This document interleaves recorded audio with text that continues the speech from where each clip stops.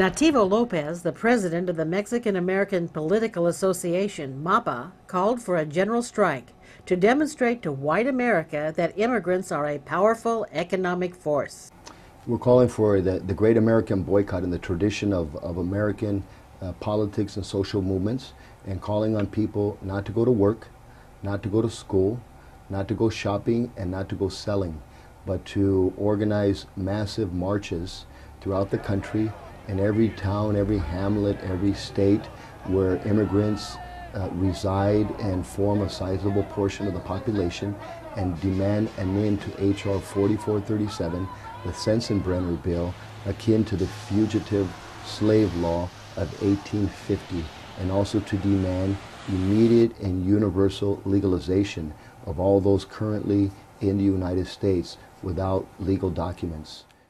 Full Disclosure interviewed Brooke Young, a videographer who is producing a documentary on the struggle between immigrants' rights advocates and Americans who are concerned about the illegal invasion. Brooke Young has videotaped hours of protests and counter-protests and has created a website where he features a 3-minute clip showing Latino leaders screaming messages of hate and advocating retaking of the western states by Latinos. This is our homeland. We cannot, we will not, and we must not be made illegal in our own homeland. We are not immigrants that came from another country to another country. We are migrants free to travel the length and breadth of the Americas because we belong here. We are millions. We just have to survive. We have an aging white America. They are not making babies. They're dying. It's a matter of time. The explosion is in our population. There were an estimated 500,000 people in the March 27th demonstration in Los Angeles, where Brooke videotaped a lot of the footage for his documentary. In fact, there were large groups waving Mexican flags in communities around the country. We asked him how they were organized. Where did they all come from? You'll see day laborers that are brought in. They're brought in cargo vans. You know, they pack them in cargo vans the same way they do to smuggle them across the border, and to bring them to the protests. And they give them signs that are already printed up, and they hold up the signs, and they kind of look out of place. They don't seem to know what they're even doing there. I don't know if they're paid. I think they probably just have nothing better to do, and they just bring in all the day laborers. What is the catalyst for these protests? They claim that it's immigration reform legislation in the U.S. Congress. We asked Brooke what he thought was the main theme to all of these immigrant protests. It's always racism. That's the tool. That's the claim against everything. Everything is racist. Everything is oppressing them. It's racist legislation. The Minutemen are racist. Everything that doesn't cooperate with total legalization, what doesn't completely open the borders, that won't legalize everyone, that's racist. Nativo agrees. He had compared the immigration legislation to the fugitive slave law of the 1850.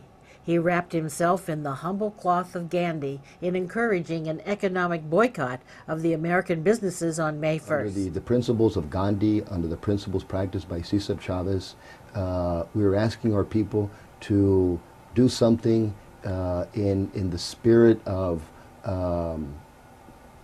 emboldening themselves by not cooperating in the economy of America. On that day, we're asking people not to go to work, don't cooperate, not to go to school, don't cooperate, not to go shopping, don't cooperate, not to go selling, don't cooperate, but to go in the streets, to manifest under the principles of our Constitution expression of their distaste for the Sensenbrenner bill and their demand for full universal legalization, their recognition as people who've contributed to building America.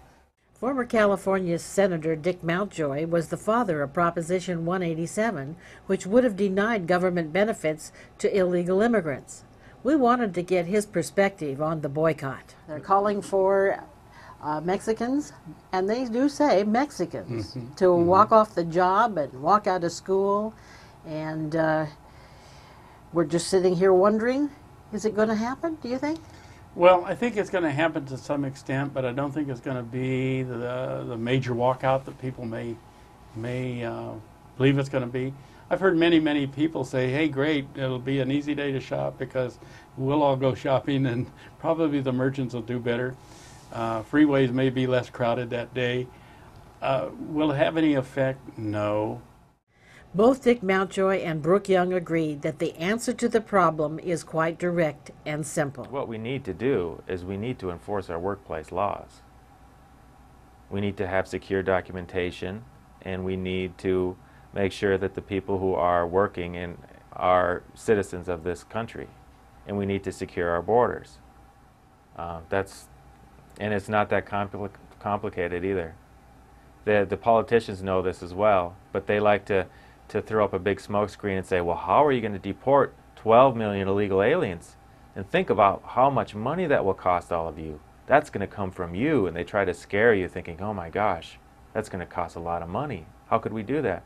Well, I agree. I don't see that mass deportation possible either. And if you want to see riots and civil war, try mass deportation, then that'll happen. But through workplace enforcement, securing the border. We asked Brooke, having been in close physical contact with these angry protesters, if he was concerned about his physical safety. Should we be afraid? Should white America be afraid? We've never had a large number of people coming to the country before waving foreign flags, stating that this is their homeland and that white people should go back to Europe before. That's all very new.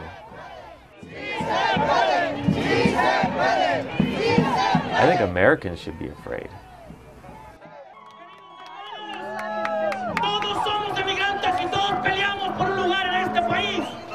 We need to make sure that we have a good way for people and a fair way to become citizens, regardless of whether they're documented or undocumented.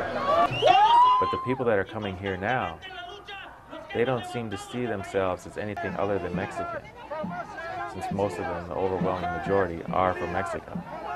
The flags you see flying at the rallies are Mexican flags. They see themselves as Mexican, and that this is their land. Vayan y compitan en todos los lugares para que se escuche su voz. Jamás será vencido el pueblo unido. Jamás será vencido el pueblo unido. Jamás será vencido.